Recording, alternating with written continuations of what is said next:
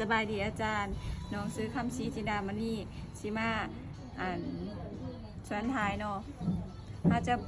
เบิงเสร็จประวัติคนเจ็บก่อนพอค่ำอยู่บ้านปากเซเมืองปากเซเขตจำปาสักอายุ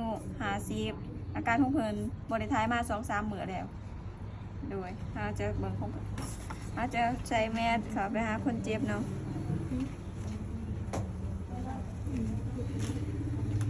สบายดีพอ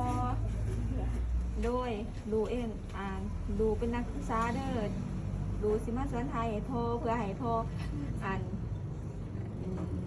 เพื่อให้พอทายสะดวกด้วยและก็บ่ให้เพื่อให้พอทายสะดวกให้ร่ำสายวางเนาะบ่ให้อืดด้วยนอนถาพอเด้อนอนถาดูด้วยพอเด้อ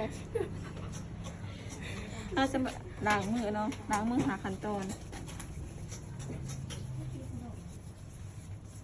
แล้วเนาะเราจะมาใส่ผ้ากันเปื้อนเนาะเป็นทุกมือก็โอ้ย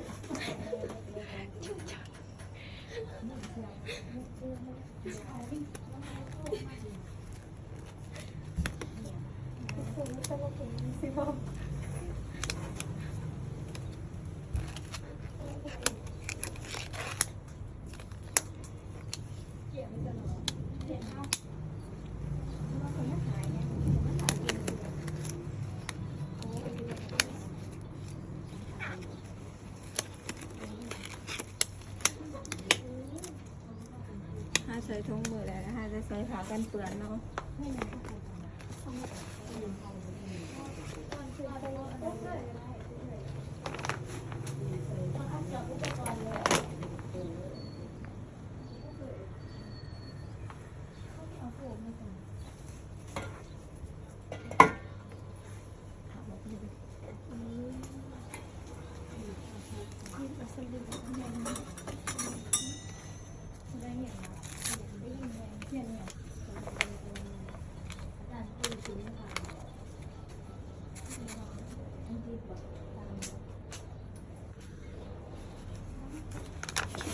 คิดมันเลย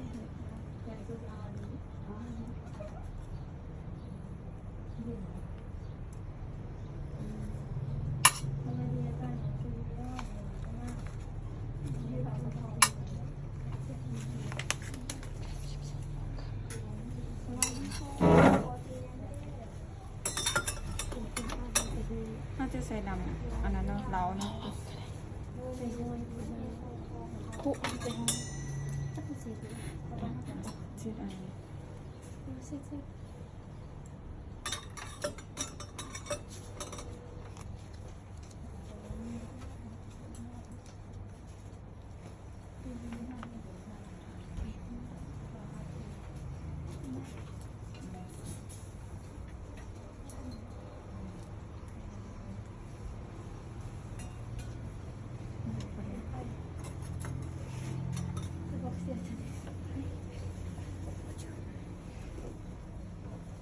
ขออนุญาตด้วยพอเด้อ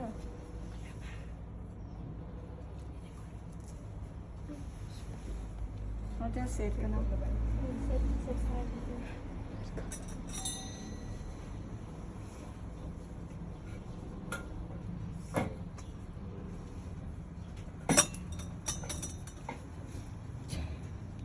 มันจะเสร็จ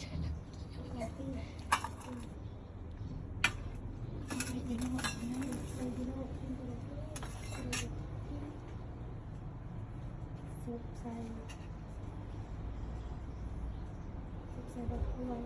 ใส่น้ำ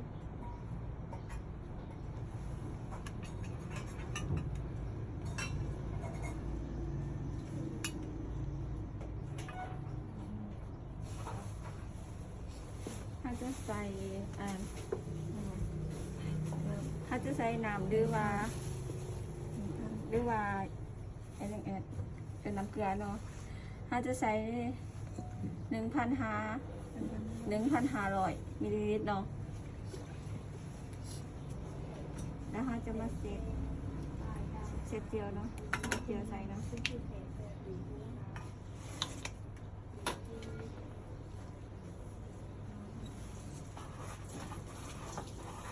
าเจลเนาะ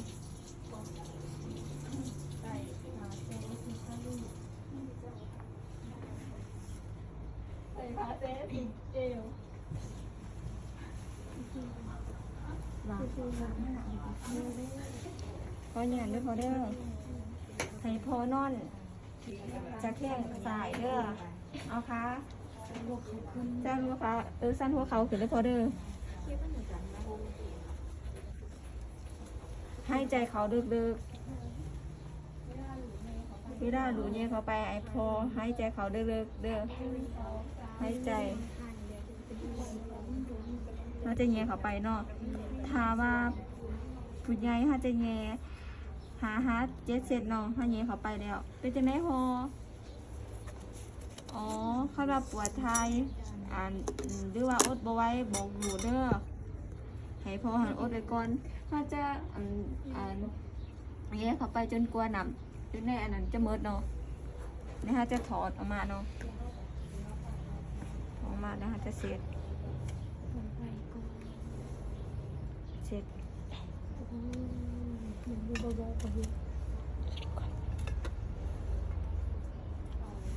เราจะเสร็จก่อนเพื่อนเนาะอนามัย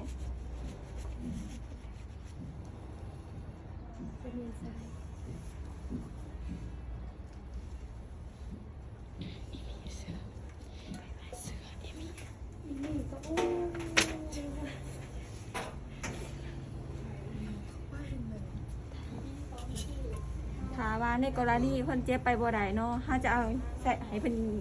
ทายกับเตียงเลยเนาะถ้าว่ากรณีคนเจ็บไปได้ถ้าจะให้แนะนำเพิ่นไปห้องน้ำเนาะ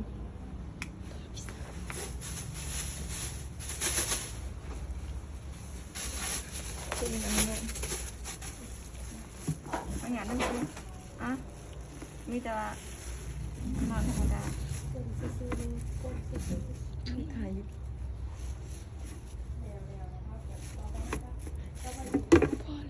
เขาจะให้เป็นทายเนาะ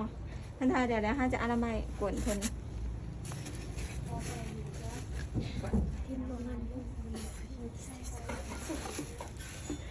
เอาผลงานเนาะน่าจะมีอย่างนี้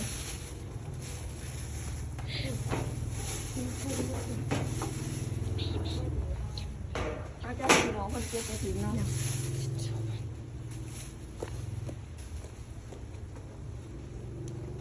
จะได้พอเอาออกเร็ว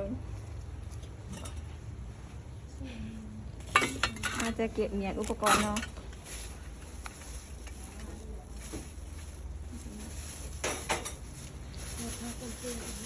ถ้าว่าซอยนี้เขาจะไปเสือแล้วเขาจะมานำใส่ใดเนาะ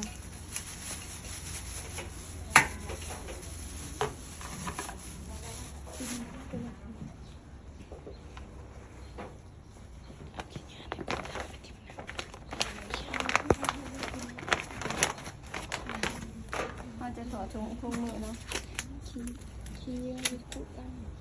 ไปถึงถ้าจะล้างมือค่ะตัวนะคะจะมาให้ชุดการศึกษาเนาะเป็นจังได้เพราะทองอันนี้โบแนนโบยซังที่มีแต่ว่านอนพักด้วยพอเดอร์ตามสบายให้มีแต่ว่าให้พอกินอาหารที่มีของโปรตีนเนาะของอาหารเป็นแบบหมากใหม่กับเป็นแบบของพุงหมกกล้วยหมักเกี๊ยงเนาะกินอาหารที่มีเปลือกใหญ่ยังเนาะกินอาหารข้าวต้มโดยมีแต่นอนพักด้วยพอเดอร์ถาว่าโบทายมาอีกใครพี่น้องคนเจ็บไปแทนยูพอเตอร์ได้ด้วยพอเดอร์นอนพักโดยจะมาบันทึกเนาะบันทึกอาการของเพิ่นอาจูของเพิ่นเนาะบันทึกวันนี้วันที่3 เดือน 12 2024อาการของเพิ่นอาจูของเพิ่นออกมาเป็นสีเป็นก้อนเป็นสีกาแฟเนาะโบปนเดือนเนาะโดยผู้สื่อโดยอาคำอยู่เตียงเบือหา